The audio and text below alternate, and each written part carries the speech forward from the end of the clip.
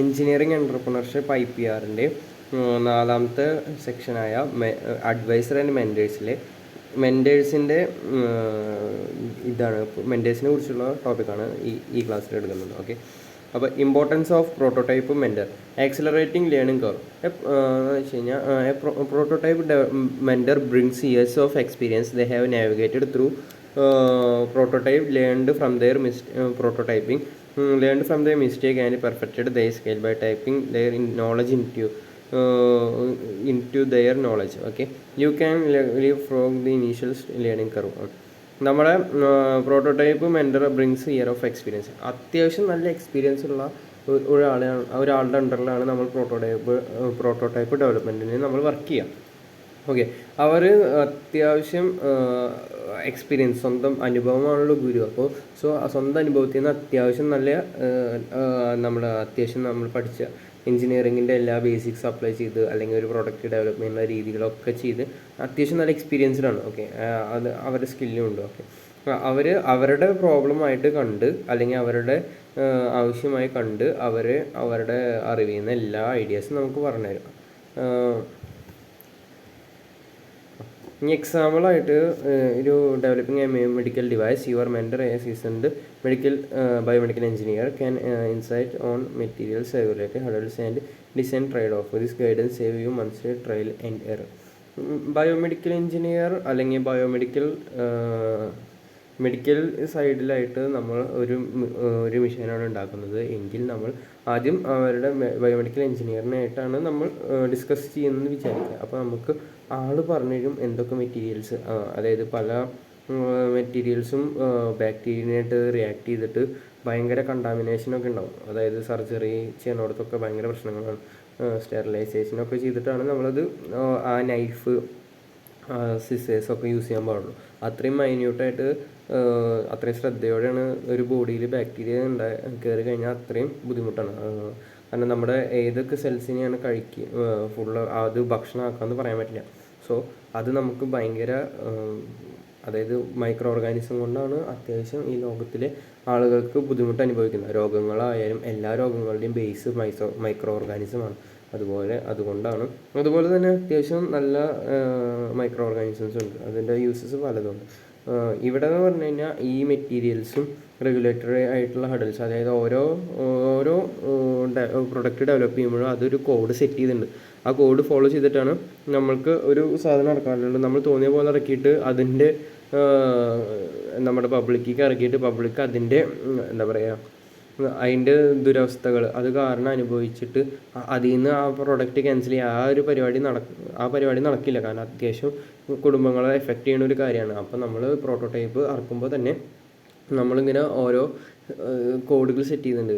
ആ കോഡിൽ അല്ലെങ്കിൽ റൂൾസിൽ ഫോളോ ചെയ്യണമെന്ന് നോക്കണം. ഓക്കെ, അടുത്തത് avoiding pitfalls. Prototyping involves countless decision, material selection, manufacturing process, user interface, design and more. Mentor helps you to avoid pitfalls. അതായത് പല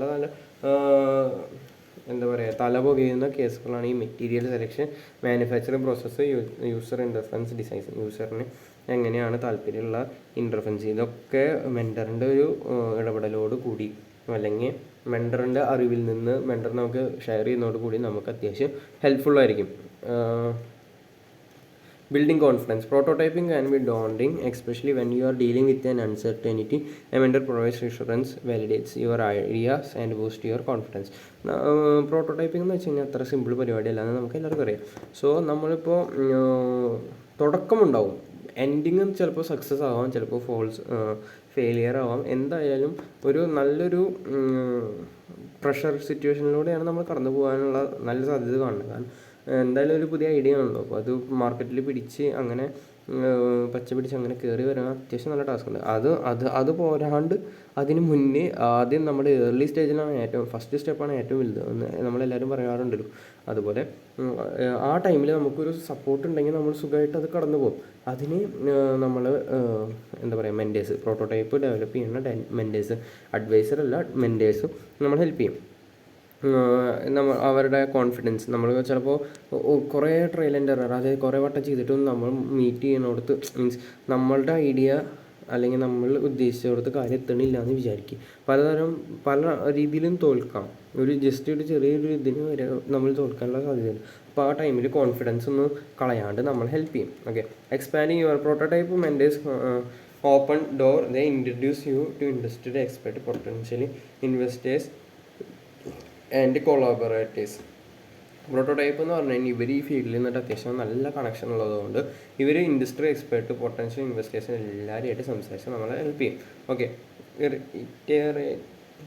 iterative refinement. Prototypes rarely get right on the first try. Rarely വല്ലപ്പോഴൊക്കെയാണ് meant through the iteration helping you to refine your design, functionality and user experience. Okay,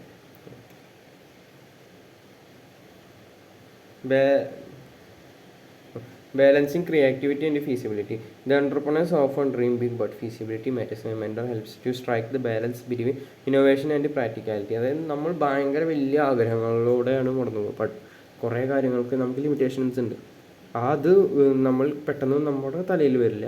അപ്പോൾ നമ്മൾ ഭയങ്കര എന്താ പറയുക, ഒരു imaginary വേൾഡിൽ ജീവിക്കുന്ന പോലെയാണ്. കാരണം നമ്മുടെ പ്രൊഡക്റ്റ് നമുക്കല്ലേ അറിയുള്ളൂ. അപ്പോൾ അതിൻ്റെ ഉപയോഗങ്ങളൊക്കെ കുറിച്ച് കറക്റ്റ് എവിടെയാണ് ഉപയോഗിക്കേണ്ടതെന്നൊക്കെ നമ്മുടെ മെൻറ്റേഴ്സ് നമ്മളെ പ്രാക്ടിക്കലി എവിടെയാണ് ഇന്നോവേഷനായിട്ട് എവിടേക്കാണ് വേണ്ടതെന്ന് പറഞ്ഞു തരും. Okay, navigating uncertainty. Prototyping involves uncertainty, technical and financial market related provides study compass. Okay, അപ്പോൾ നമ്മുടെ മൊഡ്യൂള് 4 കംപ്ലീറ്റ് ആയിട്ട് കഴിഞ്ഞിട്ടുണ്ട്. അതെല്ലാം ഞാൻ എൻ്റെ ചാനലിൽ അപ്ലോഡ് ചെയ്തിട്ടുണ്ട്. അപ്പോൾ ഞാൻ ആ പ്ലേ ലിസ്റ്റ് ഉണ്ടാക്കിയിട്ടുണ്ട്. അപ്പോൾ എല്ലാവരും അത് ഒന്ന് നോക്കുക, ലൈക്ക് അടിക്കുക. ലൈക്കൊന്നും ആരും അടിക്കുന്നില്ല, എന്നാലും ലൈക്ക് അടിച്ച് ഹെൽപ്പ് ചെയ്യുക.